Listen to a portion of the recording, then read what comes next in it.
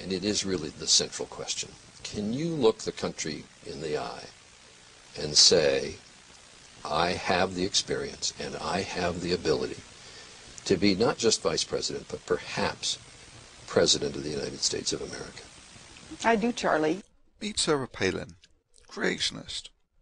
If this man wins the US elections in November and dies in office, this means Palin will become president. Sarah Palin has given almost no interviews.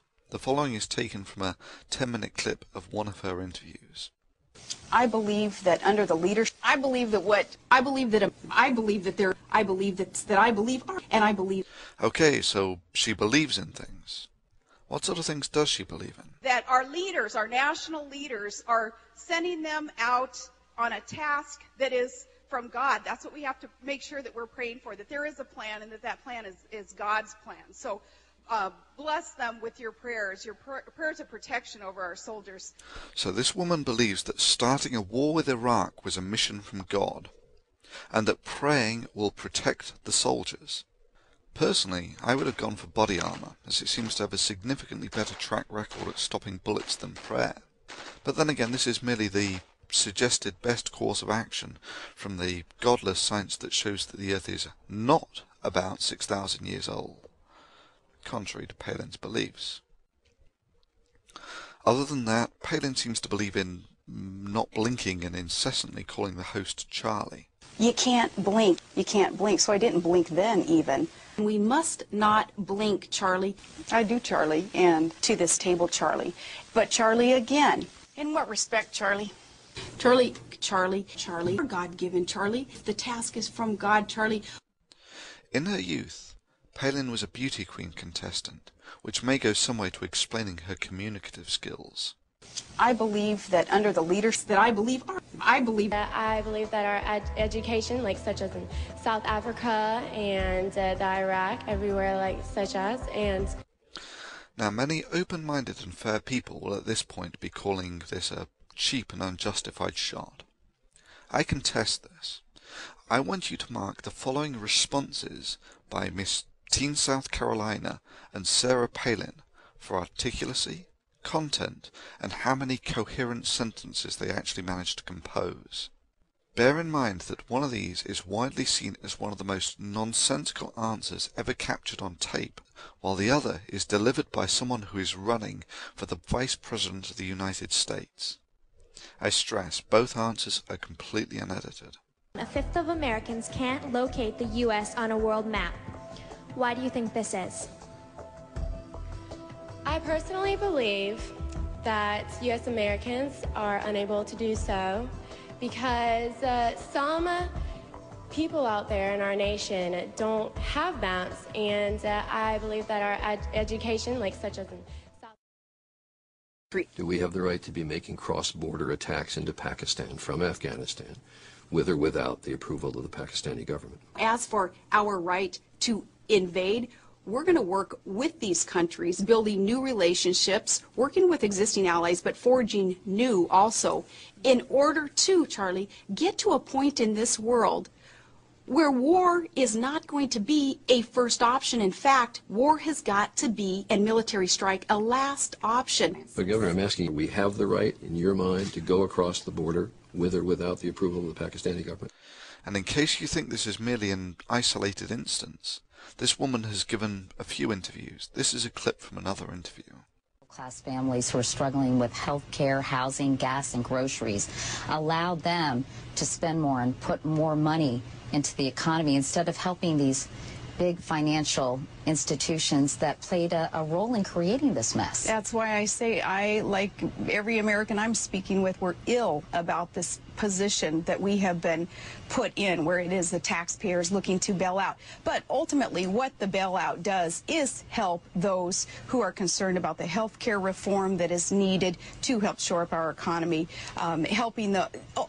It's got to be all about job creation, too, shoring up our economy and putting it back on the right track. So healthcare reform and reducing taxes and reining in spending has got to accompany tax reductions and tax relief for Americans. And trade, we've got to see trade as opportunity, not as a competitive, scary thing, but 1 in 5 jobs being created in the trade sector today. We've got to look at that as more opportunity. All those things under the umbrella of job creation. This bailout is a part of that. Did you get that? If John McCain wins, this woman will be one 72-year-old's heartbeat away from being president of the United States. And if that doesn't scare the hell out of you, it should. I'm 65 and have been covering politics as you have for a long time. That is one of the most pathetic pieces of tape I have ever seen for someone aspiring to one of the highest offices in this country. That's all I have to say. What insight into Russian actions, particularly in the last couple of weeks, does the proximity of the state give you? They're our next door neighbors, and you can actually see Russia from land here in Alaska. You've cited Alaska's proximity to Russia as part of your foreign policy experience. What did you mean by that? That Alaska has a very narrow maritime border between a foreign country, Russia, and on our other side, the land boundary that we have with Canada. It's funny that a comment like that was kind of made to, I don't know, reporters. Mocked? Yeah, mocked, I guess that's the word, yeah. Mocked, and rightly so. This is a price-winningly stupid answer. If Palin thinks that being able to see Russia counts as foreign policy experience, then being able to use Google Earth makes you a world-class foreign policy guru.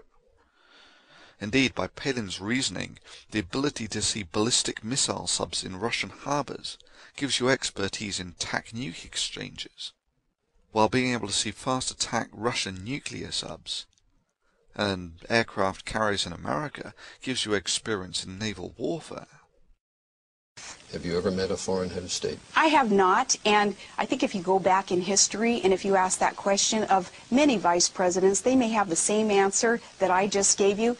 In fact, every vice president in the last 32 years and every living vice president has met a foreign head of state before taking office. More lying or simply not knowing. Do you agree with the Bush doctrine? In what respect, Charlie? The Bush.